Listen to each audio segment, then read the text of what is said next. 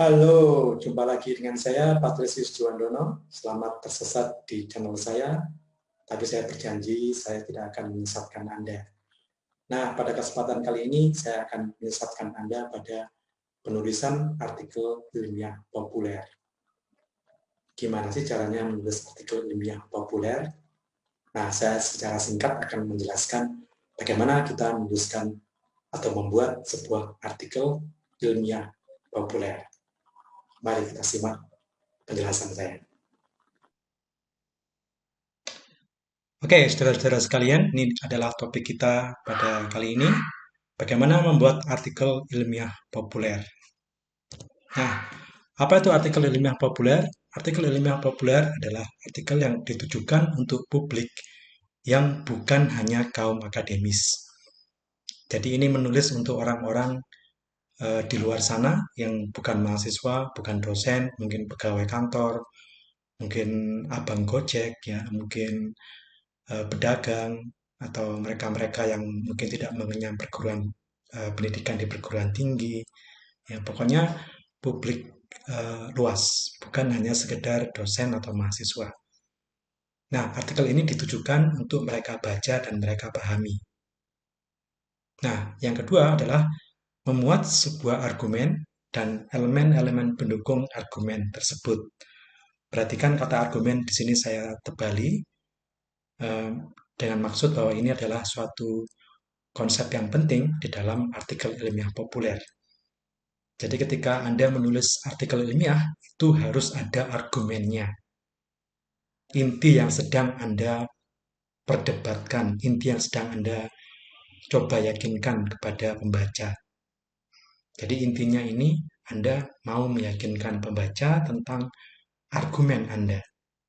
Nah, itu harus ada di dalam artikel ilmiah populer. Ya. Kemudian bukan hanya itu, tapi juga ada elemen-elemen pendukungnya. Misalnya contoh-contoh, ilustrasi, data, statistik, eh, hasil pakar yang lain, atau apapun yang mendukung argumen Anda tersebut. Itu harus ada di dalam artikel ilmiah populer. Ya.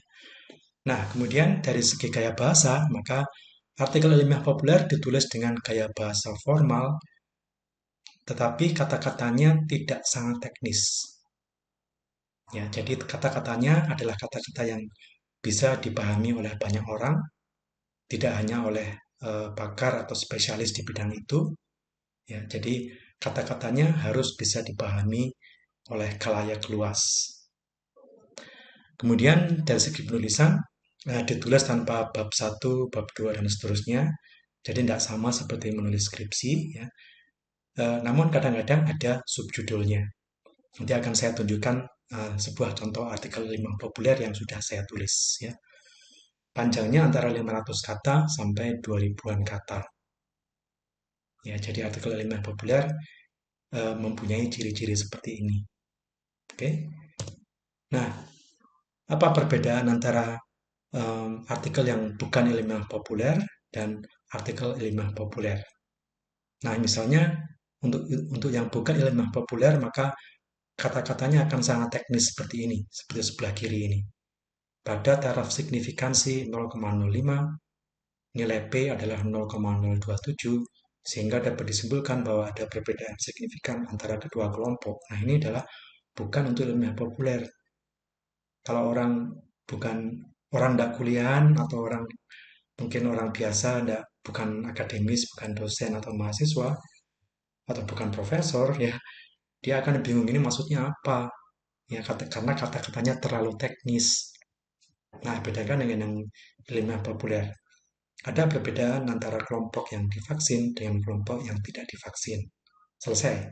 Nah, kata-kata di dalam ilmiah populer ini adalah kata-kata yang bisa dipahami oleh orang banyak, tidak hanya oleh dosen atau oleh mahasiswa atau oleh mahasiswa pasca sarjana, ya, atau pakar di bidang itu, ya. Pokoknya kata-katanya dibuat sedemikian rupa sehingga bisa dimengerti oleh orang banyak. Nah, sebaliknya yang bukan ilmiah populer seperti ini. Nah, kalau yang ini seperti kalau kita ngomong dengan bahasa gaul gitu, ya. Kalau kita ngomong sambil nongkrong di warung kopi itu mah seperti ini bisa ya. Kalau hanya begitu mah semua juga bisa, nggak terasa istimewa. Ini bukan bukan kayak bahasa artikel ilmiah populer karena terlalu gaul ya, terlalu santai, terlalu informal. Bandingkan dengan yang ini, yang ilmiah populer. Pencapaian seperti itu tidak lagi berkesan istimewa karena sudah banyak orang yang melakukannya. Nah, beda kan? Mungkin intinya sama ya, maknanya sama, tapi gaya bahasanya berbeda. Nah, Anda mengikuti yang sebelah sini ya, ciri-ciri gaya bahasa yang sebelah sini. Oke? Nah, kemudian seperti tadi saya katakan, artikel ilmiah Anda itu harus mengandung argumen atau hal inti yang Anda coba yakinkan kepada pembaca. Misalnya seperti ini. Tulisan ini mengupas pentingnya wawasan kebangsaan di kalangan generasi muda dalam menyikapi dinamika kehidupan kaum terpelajar di negeri lain. Ya, jadi ini ada tujuannya. Tujuannya adalah mengupas pentingnya wawasan kebangsaan di kalangan generasi muda. Nah, pada artikel berikutnya, tujuannya adalah tulisan ini menyoroti peran rohaniwan dalam memimpin kaum muda menghadapi derasnya godaan untuk melakukan korupsi.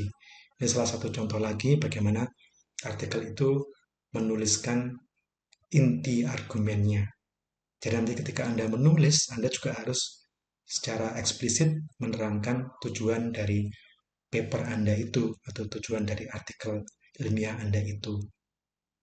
Ini biasanya dituliskan di akhir dari paragraf pertama. Oke, ya. Ini adalah inti argumennya.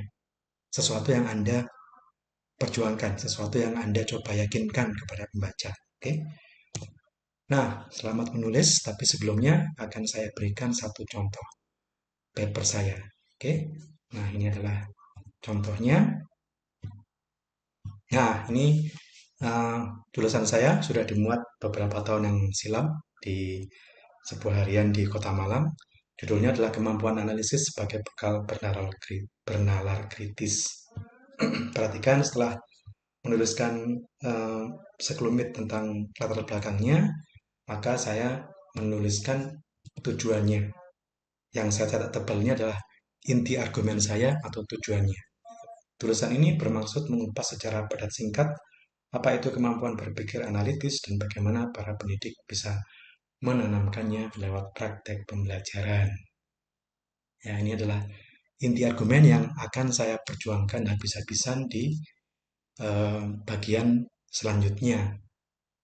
Nanti Anda juga begitu, Anda menyatakan tujuan paper Anda itu apa, inti argumennya apa, kemudian Anda yakinkan pembaca dengan paragraf-paragraf berikutnya, dengan dukungan, dengan contoh, dengan argumen yang lebih jauh, dengan pendapat pakar, dan sebagainya. Oke, ini coba lihat, ini ada subjudulnya. Pengertian kemampuan analisis, kemudian saya mengupas lebih jauh tentang kemampuan analisis. Perhatikan juga bahwa ada, nah ini contoh yang saya kutip pendapat seorang ahli bernama Paul yang menerbitkan papernya tahun 2000. Saya kutip pendapatnya di sini untuk mendukung argumen saya.